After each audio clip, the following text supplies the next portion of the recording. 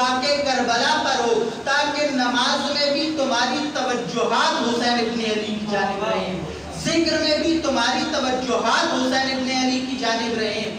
ہر روز نماز کے بعد زیارت حسین پڑھو، ہر شب جمعہ زیارت حسین پڑھو، عید ہو تو زیارت حسین پڑھو، عرفہ ہو زیارت حسین پڑھو، غدیر ہو زیارت حسین پڑھو، مبعث ہو زیارت حسین پڑھو۔ کیوں زیارت حسین کی اتنی تاکید ہے؟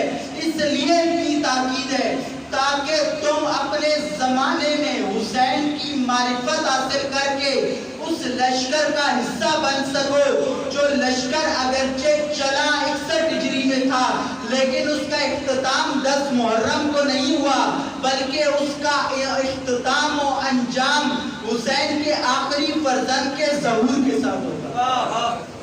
اس لیے کربلا پر تاکید ہے۔ کربلا قبلہ شعور بنایا گیا۔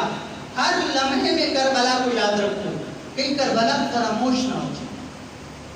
اس لیے نہیں کہ صرف ذکر کربلا کرو، صرف ورد کربلا کرو، بلکہ اس لیے کہ کربلا شناس بنو، حسین شناس بنو، حسین ابن علی کی شناخت حاصل کرو۔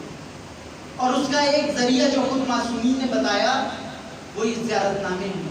کسی زمانے کے یزید و عمر اسعد و شمر کے اجتماع میں آنے والے طاغوت پسند و یزیدیت پسند لوگ ان کو حبیب ابن مظاہر لگنے لگتے ہیں۔ یہ ہوتا ہے جب بغیر معرفت کے حسین کا نام لو۔ اس لیے ائمہ علیہ السلام نے صرف ذکر حسین